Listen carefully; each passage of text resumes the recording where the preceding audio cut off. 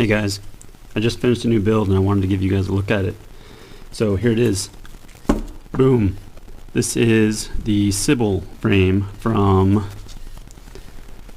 Plastic Spider Designs, aka Robert Wheeler over at Great3D. He and I have been buddies for a while. We do a lot of chatting about 3D printing and all kinds of other stuff. He wanted to send me one of his frames and have me build it and see what I think. So I did, and here it is. If you'd like to see the full build, then stay tuned, and if you'd like to just skip to some flight footage and my final thoughts on it, then skip ahead to the link right here. Cool. So let's take a look at what we have here. So first we have the three main plates. Top plate with battery strap holes cut out for the FPV camera and SMA hole, and these are the two bottom plates.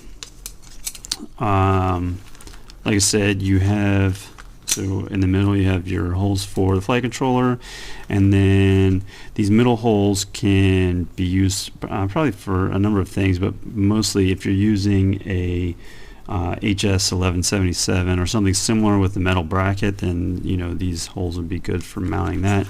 But then you have all these holes down the outside which allow you to, like I said, place these arms in different configurations, whether it's near the middle like that, or spread them way the hell out, you know, whatever you want, or you know, get this kind of thing going on, or over here, whatever. So you have a lot of options with this, so that's cool. We've got a handful of battery straps, and what else here? A bunch of hardware. If you didn't know, Great3D is a good source for all your hardware needs. They have lots of different sized screws, also different colors, aluminum and steel, I believe. So that's cool. There's a bunch of hardware there. Some black standoffs. See, what size are these? 35 millimeter M3 5mm standoffs. Cool. And what's left in here? These are some little spacers that'll go on the ends like that between your two plates. So that's cool. It's one bag. The other one over here, what do we have? We have the Great3D Forever tubes. These are awesome. I use them on just about all of my builds. They work great for protecting your receiver antennas. And we have some mounts here. They just slide right over your standoff, and then your tubes go in there at an angle. You can twist them to get a nice 45-degree V, so that's nice. Those are always handy, and since they're separate little pieces like that, you can use them on any frame you like, which is awesome. What else do we have here? What's this? Some washers. I don't know what those are for. Oh, I guess maybe those are to be used with these feet, because these go under your motors and you don't want the screw heads pulling through the holes. So I'm assuming that's what those are for. Lots of bag. What else do we have here? GoPro mount. Boom. Let's see. GoPro. Boom, like that. Nice. That's like, what is that, 45 degrees or something? Does it say? No, but that's what it looks like. 40, 45, something like that. So that's cool. And that just this is specific for the Sybil frame, so it has the right screw hole orientation there to bolt right up to it, and it has a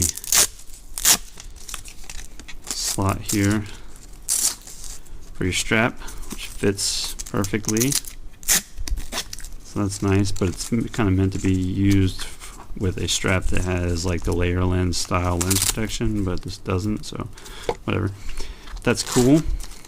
I've actually lately I fly a lot with the Session, so I'm not sure if I'll use this or not, but that's that. That's cool. And then here, these definitely come with the frame. We have a camera mount, FPV camera mount. That's like, what? That's probably 40 degrees or something. I like a pretty steep angle. And then this is the holds your XT60, which is nice, so it's not flopping around. You don't have to worry about getting whacked with props, so that's cool. So there you go, that's everything that comes in the kit. More washers. Oh, I guess those are for the GoPro mount. But, so yeah, that's everything that comes in the kit. Good stuff. Super high quality carbon. This comes from the same people that supply MultirotorMania. It's all their carbon, and so it's all excellent high quality stuff. Let's go cut the strap. But yeah, that's the frame. Oh, what are we going to power it with? Let's see.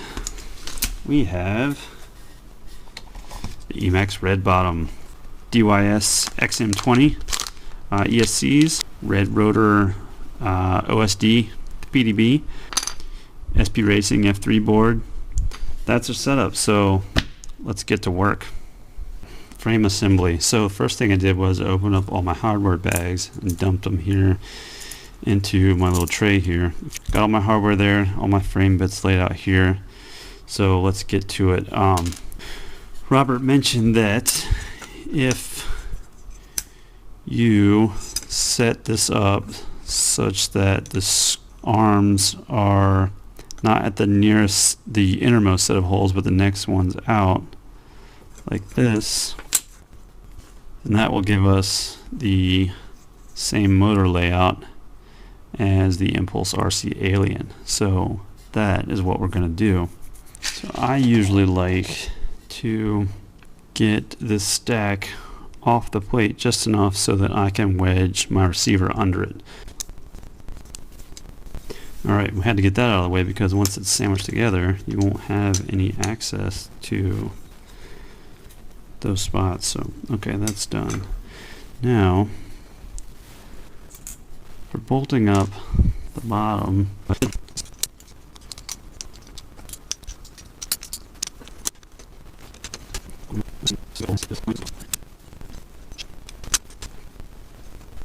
alright, well, I got it all together and got my nuts all tightened up and the standoffs and everything, and then I held it up to my 5-inch Alien and realized that this is not the same motor layout, so I think we're gonna have to make some adjustments. But let's see here, I'll try and show you. Hold the two up like this. Number one, the Alien's motor layout is slightly wider, but also I do in fact need to move the arms to the innermost position to get the same front to back layout as the Alien. So let's do that. Alright, I got the arms moved in. I still need to tighten everything down a little bit, but they're in place. I also made sure that our props have clearance, and they do. It's close, but there's definitely clearance, so that's good. Something that I noticed is when you put it in this configuration, you actually use less hardware, 4 less screws and 4 less nuts. So that's nice. It's minor, but weight reduction is weight reduction, so that's cool. And now let's do another comparison here. So now that gives us a much closer layout, motor layout, than before to the Alien. It's still, as I said before, a little bit narrower, just because these arms are a little bit shorter than the Aliens, but front to back length is the same, and orientation just not quite as wide, but that's okay because the Alien is definitely wider than it is long, so this actually squares it up a bit more, so that's cool. Okay, so the frame is all set, or at least the bottom portion of it, so we can set that aside for now, because now we're going to move on to our motors and ESCs. So what I'm going to do is go ahead and remove the heat shrink from all of these and solder the motor leads to the ESC, and we'll go ahead and just do all 4. The motors and ESCs are all soldered up. I haven't put any heat shrink on them yet because now I have something else I need to figure out before I can do that. So I have the Red Rotor PDB here, and that's going to go on here like this. So I need to make sure that all of my power leads are going to make it, are going to reach to these pads, because they're not, you know, in the center or on the outside edges like standard power distribution board. So these over on this side will be the ones with the longest reach, and we have plenty of wire to reach there, so that's good. So I'll go through with each one, arrange it on the frame, see how much length I can remove, chop it, resolder it, and then once that's all done, then I will throw some heat shrink on them. Alright, we've got all of our ESC wires cut and soldered to length.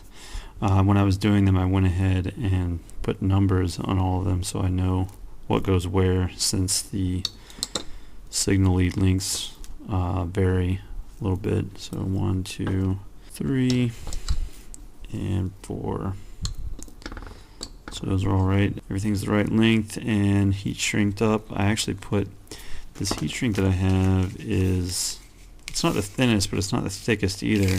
And lately I've had a problem where the dowel props, which like to bend instead of break, tend to smack the ESC and break components off of the PCB. So I doubled up the heat shrink to hopefully strengthen it a little bit, and I'll probably also end up just wrapping some tape around them once I do the final mounting. But so those are all ready, good to go. So we'll get this crap out of the way. Now we need to prep this PDB. So what I need to do is go ahead and dig out my FPV camera and my VTX, and I'll get the leads for those soldered onto the appropriate ends of the PDB, and then I'll go ahead and tin my pads and solder up a battery lead here with an XT60 on it. Right, so I just finished wiring up all of the FPV components on the RROSD. I have the camera connected to the 12 volt positive and negative holes and video. So, and I have that lead running to the camera. I just braided the lead, put a little heat shrink around the end to keep it together while I soldered it in place, and then I also soldered this little 2-wire servo lead to this 5 volt output, and this will be used to power the flight controller. And then on the other side I have the VTX connected to the 12 volt out on the VTX side.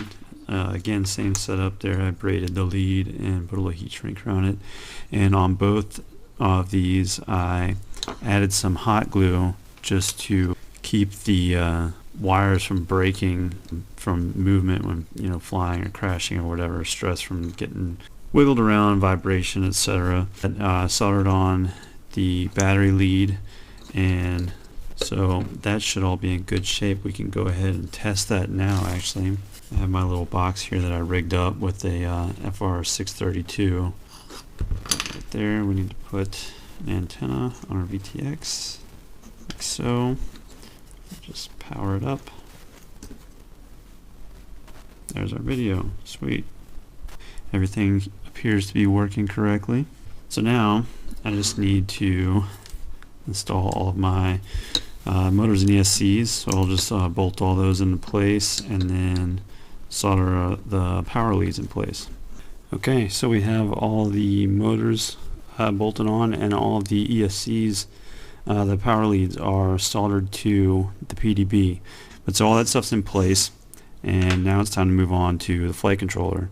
I'm still debating whether or not I want to. I'm going to use pins. I like using pins just because if I need to change an ESC, it's just easier. I can just pull the pin plug off, and that's it. You know, I don't have to deal with a bunch of really short wires and soldering them up and having to tip the board up and solder like this. It's just a pain in the ass. Like, and if you're using a frame that has plenty of space, why bother direct soldering and just making things really hard? I was debating whether or not to cut this down to just 2 rows of pins, since really all I need are the ground and signal. There's no positive pins being connected for the ESCs. The only positive I'll need is to power the flight controller off of this. So I could go down to a 2-pin setup and not use all 3 and make it a little bit lower, but still have the ease of having pins there. So I'm still kind of debating on what to do there. But so that's what's next. Solder the pins on, then I will hook this up to the laptop probably before I put it on here, and go ahead and put the latest beta flight, set up some things like flight modes, set up the receiver type, which I have a FreeSky XSR here, which I'll be using. So I'll set that stuff up, and then we just have to plug it up. So I guess I'll go ahead and do that. Okay, I got the flight controller configured, and I went ahead and took, so I did end up doing the 2-pin setup, the 2-row setup of pins for the flight controller, and I removed all of these 3-pin servo plugs from the signal leads and stuffed them all into this 2x5 servo plug. So there's just one plug now that has all 4 ESC signal leads and the 5-volt and ground to power the flight controller, so that's nice. I also printed this piece that I designed for mounting the receiver antennas, and it will also, when I mount the VTX, it has this hole here for the SMA, so that'll go through there, and then when the antenna is screwed on here, I'll put some nuts on it so it'll be flush, whatever, but it has some flex in it, so when you crash, you're never going to break an SMA or an antenna or anything, so it's really nice. It works really well. And I didn't end up using this piece that came with the kit. I like it, but I didn't really want this sticking right here all rigid, because then if I hit something on the back, it's going to put a lot of stress on the leads right here. So I decided not to use this piece, even though I've considered kind of incorporating a similar XT60 socket into this antenna mount, but for now it'll just be loose and it'll go up like this and connect. So that's where we're at. The only building that's left to do is to install our XSR receiver. As I said before, it's going to end up going under PDB down here, and we have a few wires that we need to solder up and connect. So the receiver is going to connect to the UART3, which is this connector right here, so that will use this harness that came with the flight controller.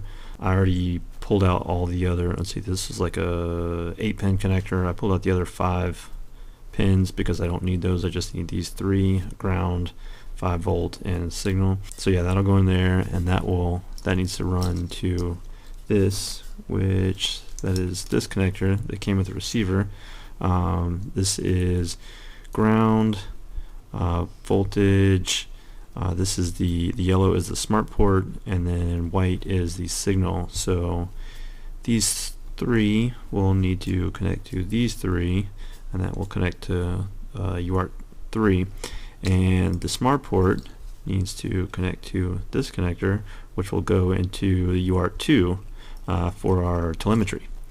So I'm going to solder those wires up and build this little harness here, clip these all shorter to a nice tidy length, and then we'll get this receiver mounted under the bottom there and have our antennas sticking out our tubes here, which actually, if this ends up being under the bottom, the tubes can probably be a little bit shorter, which will be nice. So okay, she's all done. I got the receiver in place and all wired up with the smart port wire, and what else? Yeah, I have the antennas running through these forever tubes on my custom mount back here with a nice flexible FPV antenna mount, so we're not going to go breaking any SMA connectors. I guess that's it. I think I covered everything else. So what do we say we check out some flight footage?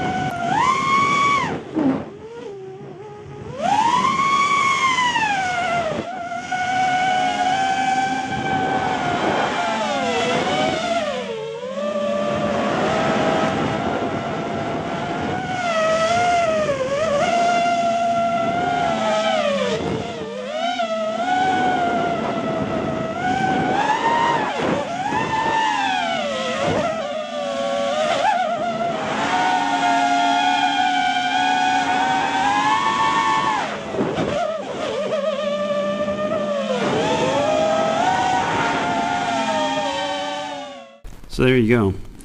She flew pretty well.